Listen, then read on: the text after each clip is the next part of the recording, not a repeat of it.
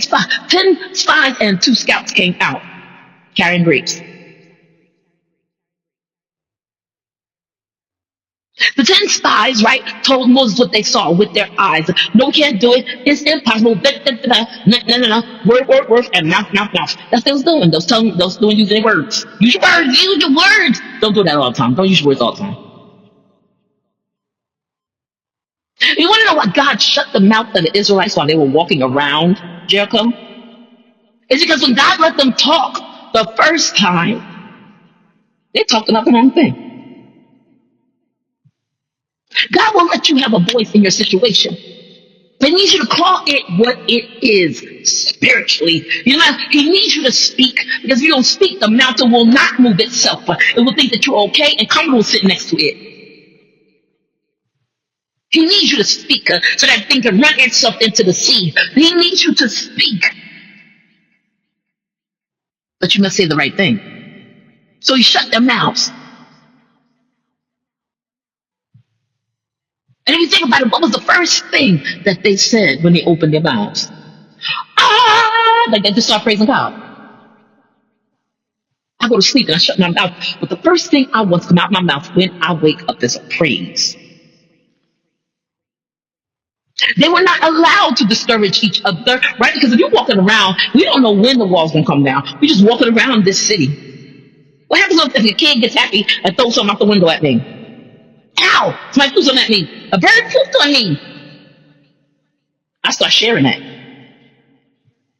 And it becomes, I'm sick of walking around this mountain, this Jericho, these people. I'm sick of walking around my enemy like they are running things. I'm sick. They're tiptoeing around you. They're not telling you what I really think about you. I'm sick. He had to shut their mouths, because the first time when the 12 scouts went in, 2 scouts, 10 spies came out. And if you read the word, I see it in my head. If you read the word carefully, you will see that the spies, once they came out, started whispering to the people and telling the people, say this, do this. This is what you ought to believe. Say it. If I'm not mistaken, the 10 spies ended up dying where they stood. Okay, if I'm not mistaken, don't put too much word on that. But it didn't matter because it didn't matter what the 10 spies came out and said. The point is, you listened to what they were saying. So God shut the people's mouths. We think that the people's mouths were shut because they needed to praise God, and when they got to the Islam. No. They could have walked around that mountain one day, at Jericho one day, and it would have been all right. I keep saying mountain because Jericho actually was Jerusalem. And Jerusalem was on a mountain. And Jerusalem was inside of. That's why they had to build those walls, because they had a problem keeping people out. Because not only were they a city, but they were a city with a mountain, with a high place.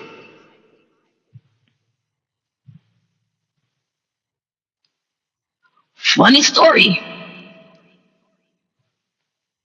These people went and camped out and lived in and put walls around something that was not theirs. There was a mountain in there. When Jacob abdicated the mountain and went to Egypt, you abdicate your mountain and go to slavery? You abdicate your promised place and go to slavery. Good job.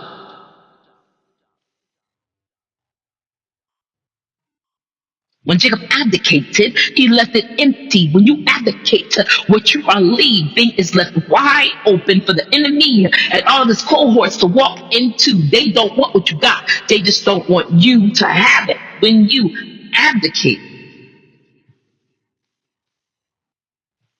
So when Jacob, right, and his 11 sons and their families abdicated and went to go hang out with Joseph in Egypt, what happened?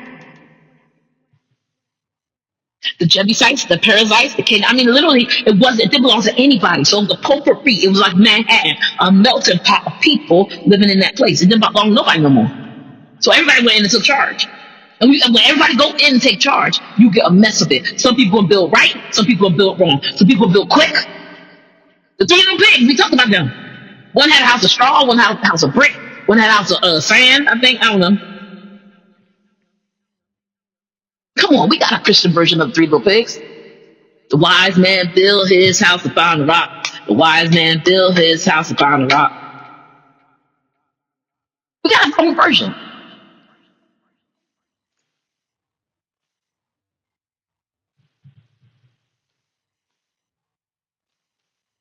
But I love this story, right? Because when Jacob abdicated, you gave up your place. You are king of this place, right? He is a Pharaoh. You are king of this place. You're gonna take everything you got and go sit and he said, bless the Bible says bless the Pharaoh. How you do that? I can't bless somebody evil.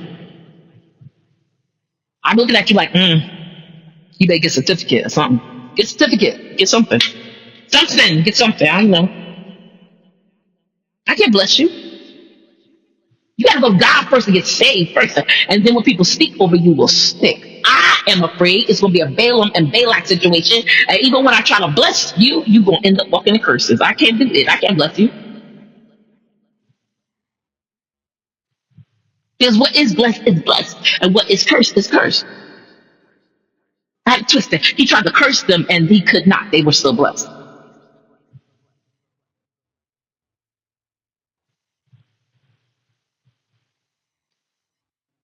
It's melted pot, right? Everybody lived there now, huh? And they had to put walls around it because everybody lives here. So we don't know who belongs and who doesn't. That's probably how they got in to get grapes and walked out. That was the first time they got in. They got in to get grapes and walked out. When they went back, this is the problem. Your enemies know who you are. You don't get it. Rahab told them, Rahab said, we know who you are and who your God is. And we also know you're coming to take this place out. How did they know that? Nobody had been in Jericho. None of the Israelites had been in Jericho.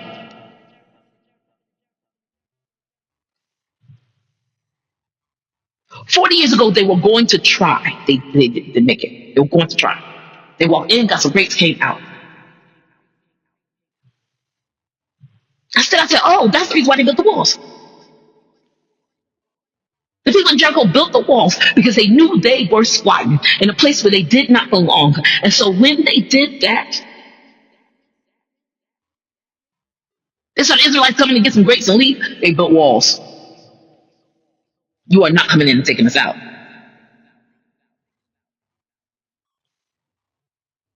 It's always going to be harder for you to go back and get what you left, what you abdicated. If you try and go back and get it, it will always take more this time to take hold of it. Why? Because the enemy has come in and he has taken hold of it and he has brought 7 new ones for you to deal with. You swept it clean, but now you got 7 new. And just because it's new doesn't mean it's good. The enemy don't want your stuff. He knows that God has you set up to go to that place so that you can fight better from it. The enemy does not want your stuff. He wants no. There's nothing that he wants more than you not having it. He does not want your stuff.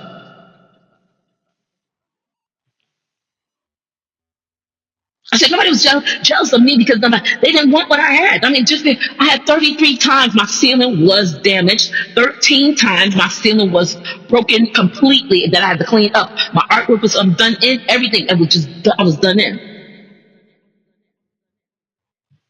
I said she's not jealous. She doesn't want my artwork.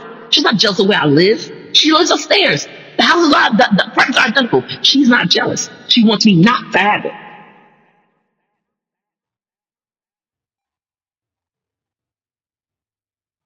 You have to still walk around and smile on your face because the enemy wants you not to have it.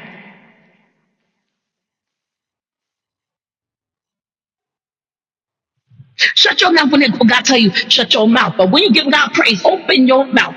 When David encouraged himself, he did not do it silently. That's how Michael's Urim came to the window and started talking about him. And then we find out that she became barren. She couldn't have no kids. So she ran her mouth.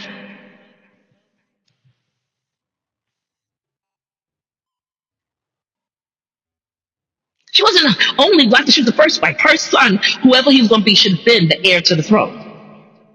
Didn't happen that way.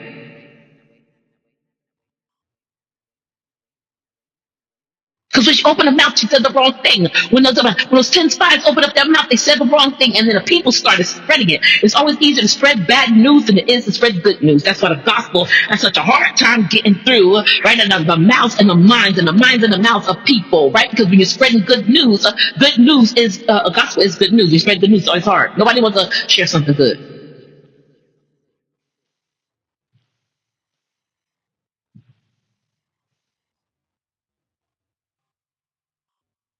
We're just walking all around the Bible today.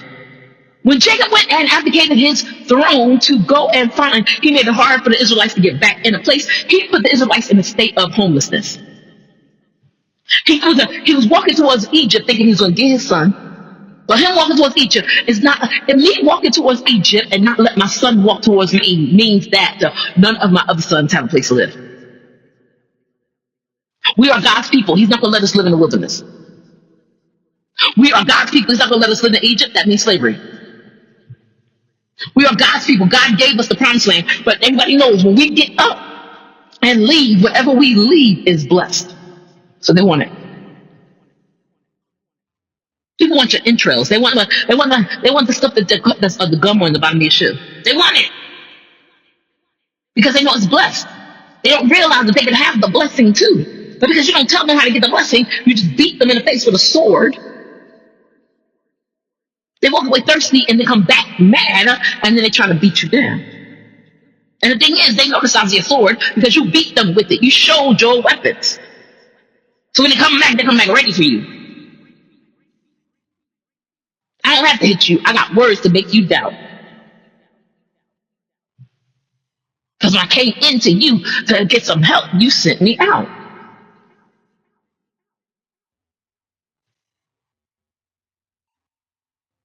Ten scouts. 2 scouts. 10 plus 2, 12 scouts. 12 scouts went in, 10 spies, and 2 scouts came out. Watch the word, it says it. It doesn't say 10 spies, 2 scouts came out. What it says is, he said he sent the scouts in. Moses sent in 12 scouts. Then the word says, when it came out, he asked them, and the spies, 10 spies said to him, the word calls them spies. What happened to make you switch?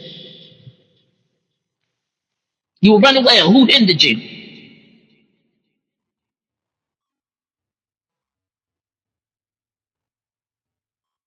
They got in there, saw giants.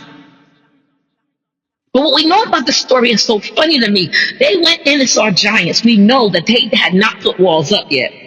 So everybody was walking in and out. We got the Jebusites, the Canaanites, the Perizzites, the Hittites, the Phinnulites, the Giantites, the Ammonites, the Amorites.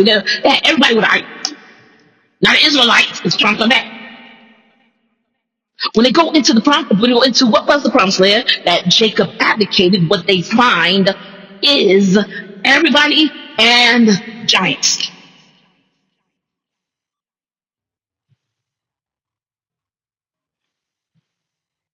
Your enemy never sees what you see when you look in the mirror.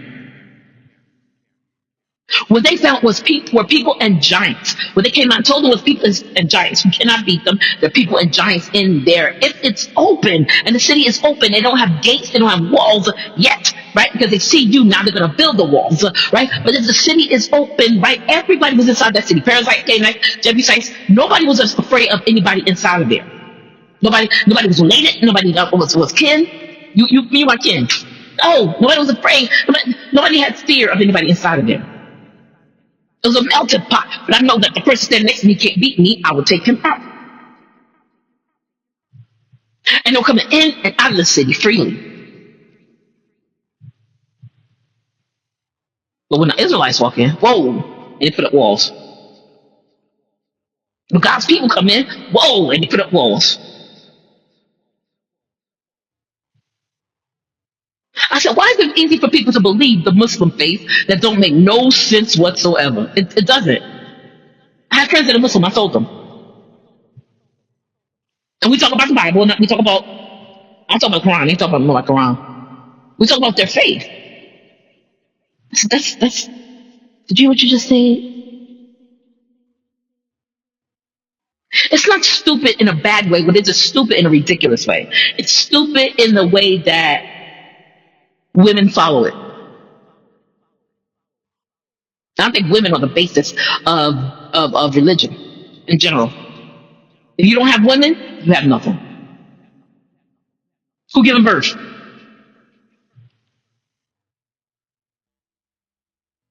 The women are the producers, right? But the Muslim faith is so disrespectful to women. Jesus was so respectful to women.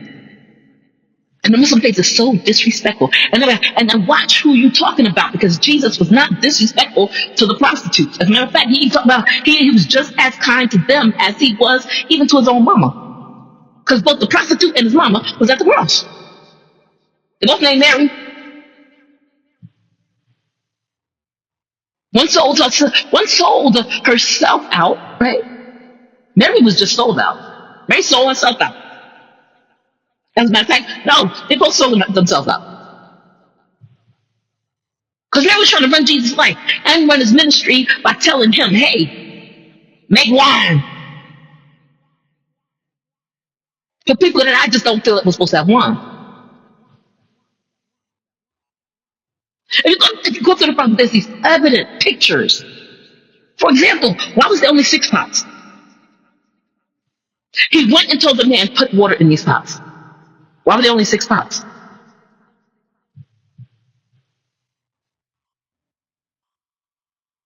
These people were not supposed to have wine.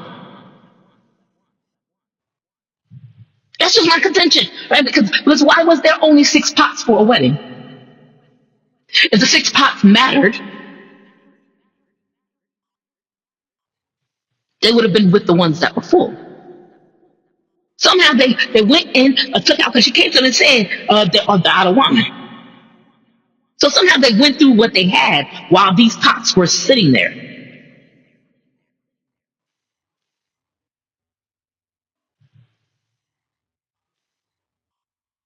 But Mary came to Jesus whining about wine when they needed living water.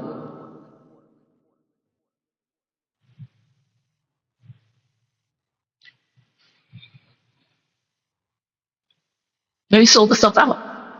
Because she went to the man at the door. He said, woman, what's your concern have to do with me? This is not my time. Mary went to the door right there and said, do what he tells you to do. She was milking his ministry. He said it's not his time. But he was there. He was there to produce something. More often than not, when somebody asks Jesus for something, Jesus, if he does say no, like when he told the woman, he said, it's not meat for me to take children's bread and cast it to the dogs. There's a whole bunch of spiritual terms up in there, whole bunch. Basically called the woman a Gentile. And cast. It's a spiritual term. I'm not just casting this bread down to you, but I'm casting it down to something worse. Cast it down, right? He said, it's not meat for me to take the children's bread and cast it down to the dogs, right? Or cast it to the dogs. She said, yes, Lord, truth, Lord, but even the dogs eat crumbs that fall from the master's table. He called Gentile, example, cast it, it's not meat for me to take the cast it, right? He said no to her. Well, how did she handle it? That's why I said Mary sold herself out. How did the woman, she had the daughter had a vexed with demons, right? It's a Syrophoenician woman. How did she handle it? She answered to what he said, and then she answered him. She didn't go and talk to somebody else and tell them, make him do this. Lord, hear my daughter. It is not meat for me to take the children's bread, cast to the dogs. Yes, Lord, truth, Lord. She said truth, Lord. But even the dogs.